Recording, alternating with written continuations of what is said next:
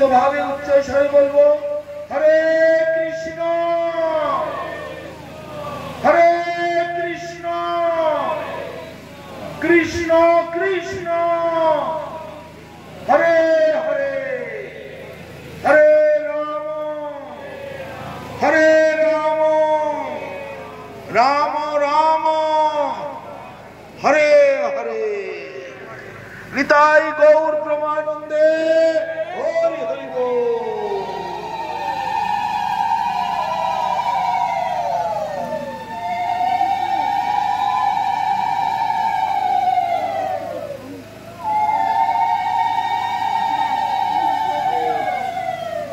जय बलदेव सुभद्रा जगन्नाथ देव जी की जय गुंडीचा मंदिर की जय रथ यात्रा महामहोत्सव की जय रथ यात्रा उपलक्षे समागत समस्त गौर भक्तवृंद की जय जय गुंडीचा मंदिर मासिर बाड़ी वैष्णव सभा भागवत पाठ हरिनाम संकीर्तन महामहोत्सव की जय तदुपलक्षे समागत समस्त गौर भक्तवृंद की जय पतित पावन जगन्नाथ देव की जय निताई गौर प्रेमानंदे हरि हरि बोल।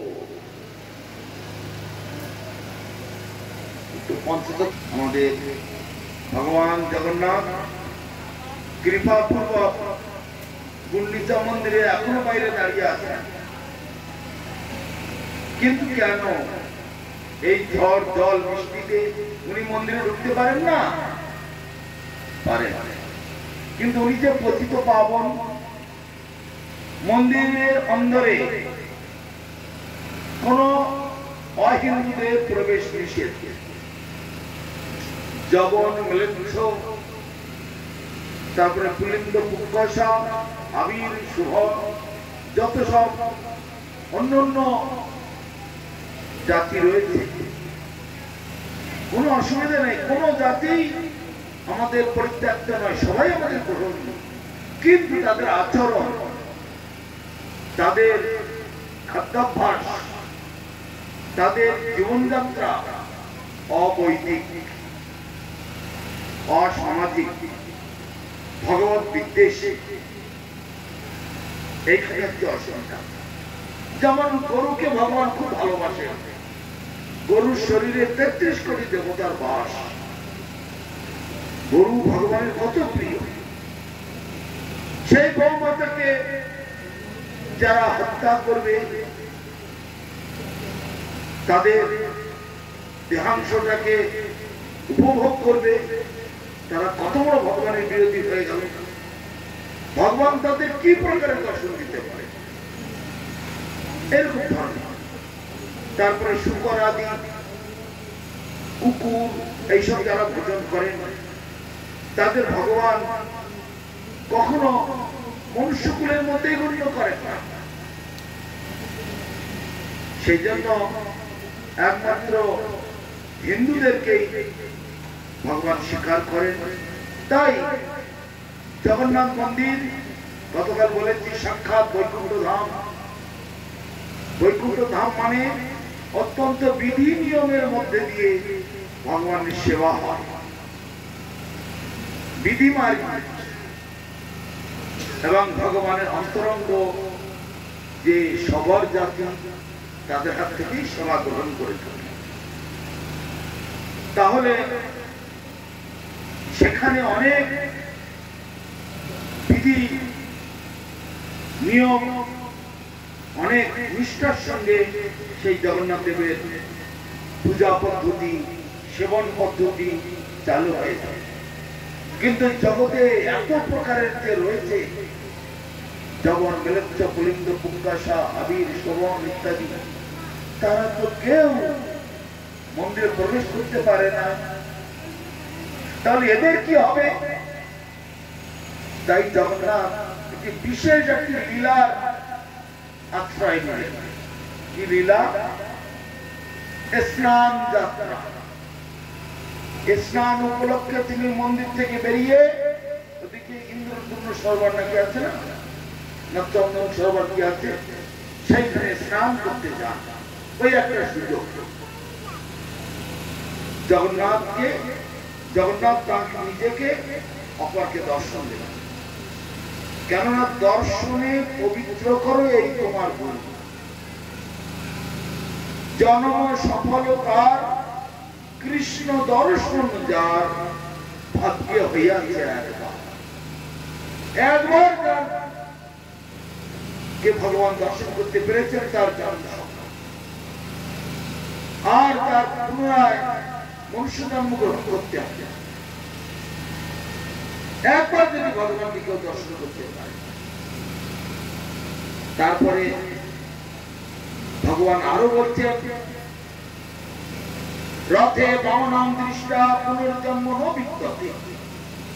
রথের উপরে যখন জগন্নাথ বলদেব সুভদ্রা আছেন, সেই অবস্থায় কেউ যদি দর্শন করতে পারেন তার আর পুনর্জন্ম হয় না। এই জগতে তাকে আর বারংবার আসা যাওয়া, পুনরপি জন্মম পুনরপি মরণম পুনরপি জননী তথরে শয়নম, এই কাজের মধ্যে আর করে থাকতে হয়। তাই জগন্নাথ এই সকল যারা অহিন্দু জগন্নাথী তাদেরকে একটু কৃপা করবার জন্য তিনি এই বছরে একটি করে রথযাত্রার আয়োজন করেছেন, এবং এই রথযাত্রা উপলক্ষে গুন্ডিচার ওখানে 3 দিন দাঁড়িয়ে থাকেন, তারপরে আবার গুন্ডিচা মন্দিরে চলে যান, আবার 5-6 দিন সেখানে থাকেন। তাছাড়াও রথযাত্রার সময় আচণ্ডালে যত প্রকারের মানুষ আছে সবাই সেখানে উপস্থিত, সকলের দর্শন করার অধিকার, মন্দিরে প্রবেশ করার অধিকার নেই সকলের, কিন্তু যখন তিনি রাস্তায় বেরোচ্ছেন দর্শন দেওয়ার জন্যই বেরোচ্ছেন, তখন আর বেছে বেছে কে হিন্দু কে অহিন্দু কে চন্ডাল কে মুসলমান কে যেমন ওইগুলো আর তিনি দেখেন না, কেন দর্শন দিলেই জীব উদ্ধার হয়ে যায়। এতখানি তিনি পবিত্র, এতখানি তিনি উজ্জ্বল, এতখানি তিনি দিব্য স্বরূপ। ভগবান জগন্নাথ অভিন্ন কৃষ্ণ। মহাপ্রভু যখন দর্শন করতেন লোকে বলে ছোট জগন্নাথ, হাত নেই নাক নেই মুখ নেই চোখ নেই, এটা অত মানুষের ব্যাপার, কিন্তু মহাপ্রভু দেখতেন সাক্ষাৎ মুরলী বদন, সাক্ষাৎ ব্রজেন্দ্র নন্দন, এইভাবে তো মহাপ্রভু দর্শন করতেন। তার নিত্য সিদ্ধ পার্শ্বগণ সর্বক্ষণ তাকে দর্শন, আর তার এমনই অচিন্ত শক্তি, তিনি যা ইচ্ছা তাই করতে পারে। কত কত জাতি আছে তারা মন্দিরের ভেতরে প্রবেশ করতে পারেন না, অন্তর থেকে প্রীতি সহকারে জগন্নাথের জন্য কিছু বানিয়ে এনেছেন, কিছু খাদ্য কিছু উপদেয় ভালো খাওয়ার জিনিস নিয়ে এসেছেন, কিন্তু মন্দিরে তার ঢোকার অধিকার নেই। গেটের কাছে দাঁড়িয়ে ক্রন্দন করছে, এই জগন্নাথ তোমার জন্য এনেছি, কিন্তু জগন্নাথ এমন কৃপাময় ভেতরে মন্দিরে গহ্বরে বসে আছেন, সেইখান থেকে হাত লম্বা করে দিলেন, হাত লম্বা করে দিতে 10 foot 20 foot 50 foot 100 foot 500 foot 1000 foot লক্ষ ফুট হাত লম্বা করে দিয়ে সেখান থেকে তিনি সে খাবার গ্রহণ করতে পারেন। এইটাই ভগবানের অত্যন্ত শক্তি।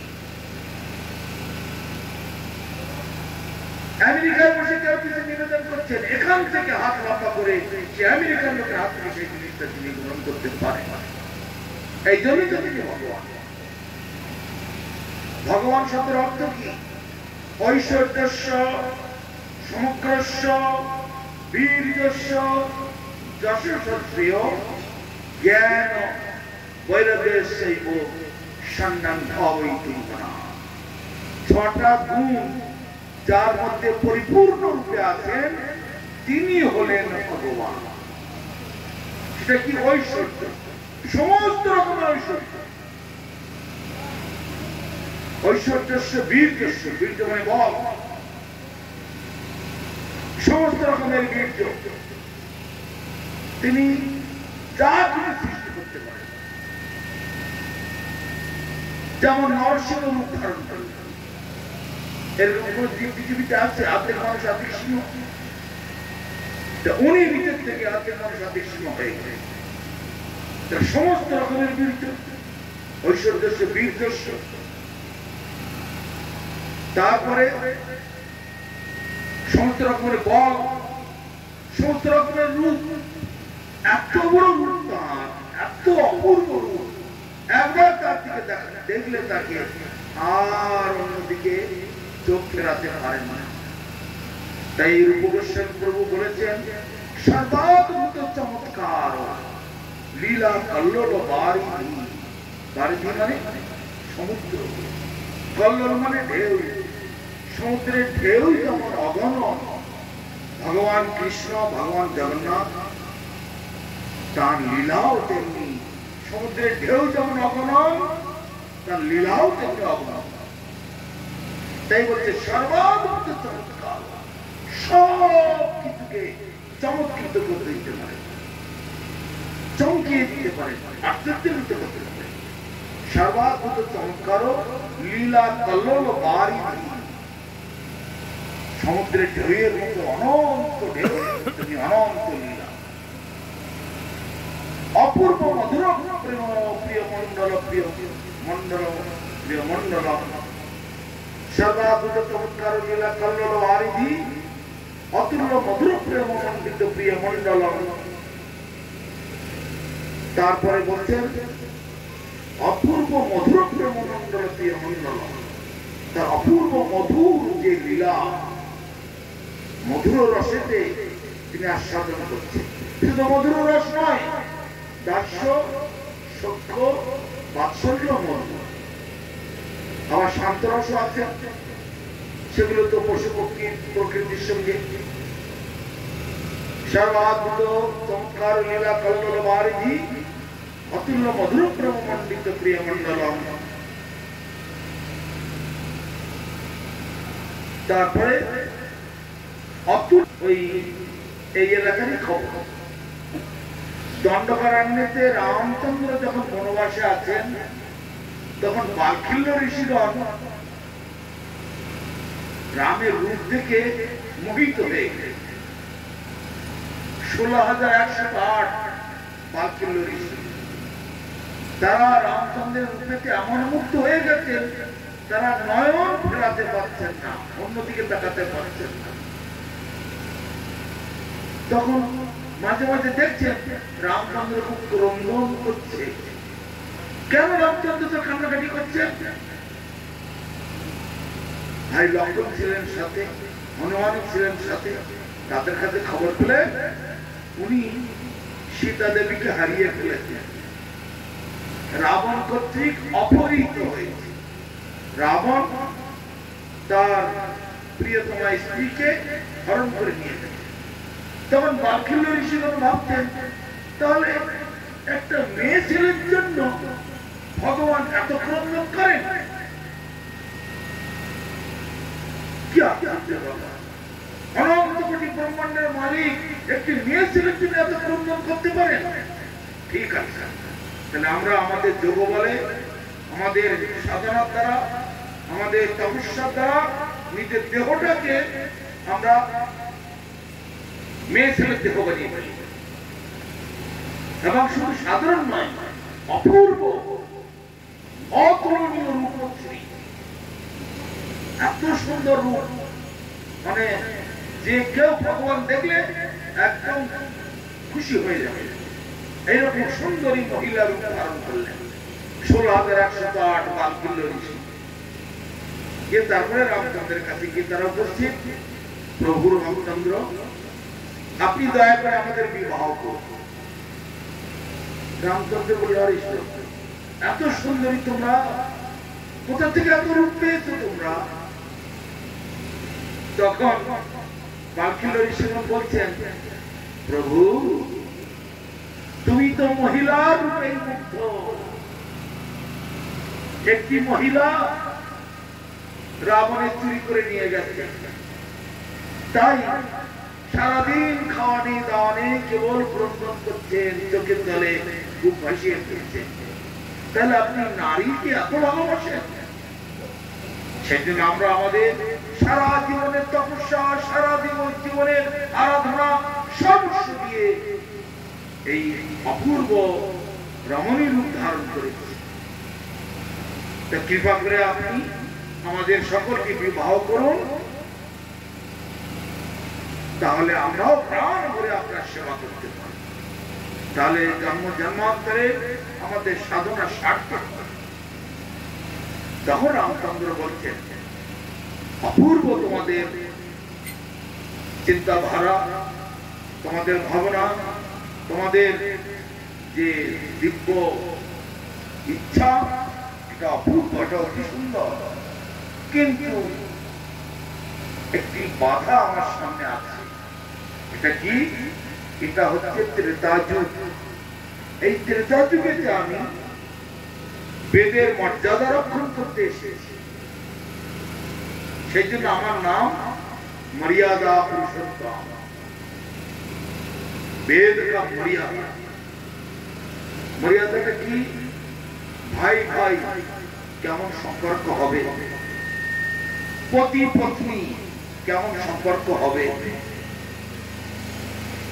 তারপরে মা বাবার সঙ্গে কেমন সম্পর্ক হবে, সন্তানের সঙ্গে কেমন সম্পর্ক হবে, রাজা প্রজা তাদের সঙ্গে কেমন সম্পর্ক হবে, ধনী দরিদ্র তাদের সঙ্গে কেমন সম্পর্ক হবে, পশু পক্ষী কোটি কোটি জীব তাদের সঙ্গে মানুষ কেমন ব্যবহার করবে ইত্যাদি। যে বেদের মর্যাদা সুষ্ঠু সুন্দর একটি মানবের, সুমানবের জীবন তাকে গ্রহণ করতে, এই প্রতিজ্ঞা করে আমি রেখেছি। তো এই লীলাতে একটির বেশি দুইটি বিবাহ আমরা করতে পারি না। এখনো পর্যন্ত সেই ত্রেতা যুগের নিয়মেতে যত দুঃখই হোক না কেন, একটির বেশি দুটি স্ত্রী কেউ গ্রহণ করে না, যারা সেই নিয়মেতে চলছে। আর যারা অবৈদিক অশাস্ত্রীয়, তারা তো বছরে বছরে বিয়ে করছে, ডিভোর্স দিয়ে দিচ্ছে, আবার বিয়ে করছে, আবার ডিভোর্স দিচ্ছে। এ তো পশু পক্ষীর মতো জীবন হয়ে যায়। কিন্তু রামচন্দ্র বলতে চাইছেন বেদের মর্যাদা রক্ষা, সেজন্য একটার বেশি দুটি বিবাহ করতে আমি পারি না। এমনকি সীতাকে উদ্ধার করে আনার পরে যখন ওই বনবাসে আবার পাঠানো হলো, রাজা রামচন্দ্র রাজা হতে চলেছেন, সেখানে যজ্ঞতে মানে অভিষেক করা হচ্ছে। যজ্ঞেতে অভিষেকের সময় সস্ত্রী অভিষেক করতে হয়, সেখানে সীতা নেই, সীতা তো বনবাসে। তখন সোনার সীতা করে তৈরি করে পাশে বসিয়ে সেখানে তিনি অভিষেক করালেন, কিন্তু দ্বিতীয় কোনো বিবাহ করলেন না। তাই রামচন্দ্র বলছেন এই বাল্মীকি ঋষিদেরকে, তোমরা আপাতত এই লীলাতে আমাকে ক্ষমা করবে। তোমাদের মনের বাসনা, তোমাদের এত জীবনের এত দিনের তপস্যা সফল হবে যখন আমি ভোগ উঠে গেছে করবেন না। কৃষ্ণ লীলাতে আমি অধিকার দেব। তোমরা হরে কৃষ্ণ হরে কৃষ্ণ হরে কৃষ্ণ।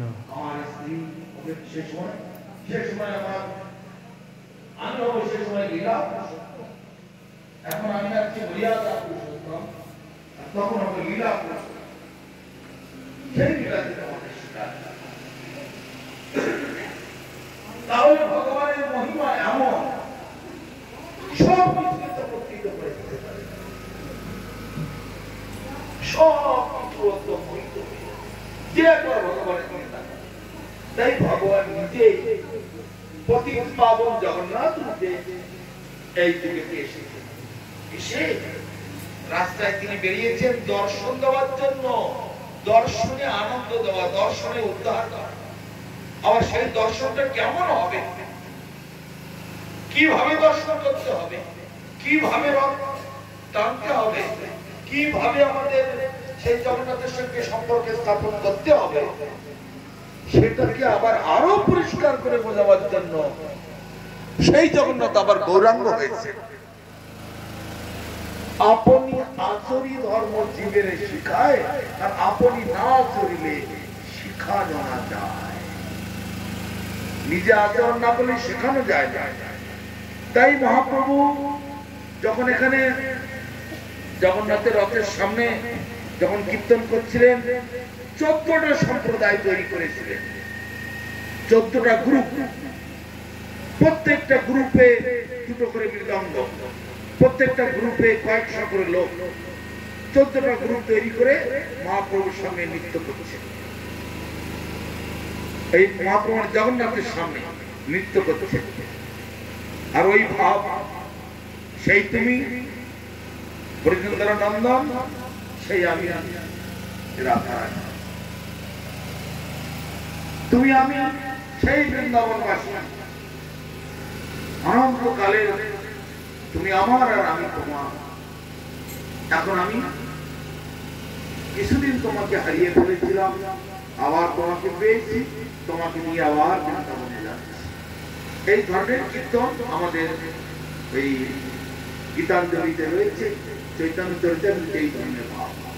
সেই ভাবটি প্রত্যেকটা জীবকে গ্রহণ করতে বলা হচ্ছে। প্রত্যেকটা জীব ভগবানের ক্ষুদ্রাতি ক্ষুদ্র অংশ। জীব নিত্য কৃষ্ণ দাস, তা ভুলে গেল, এই দোষে মায়া তার গলায়। ভগবানের জীব হচ্ছে স্বভাব।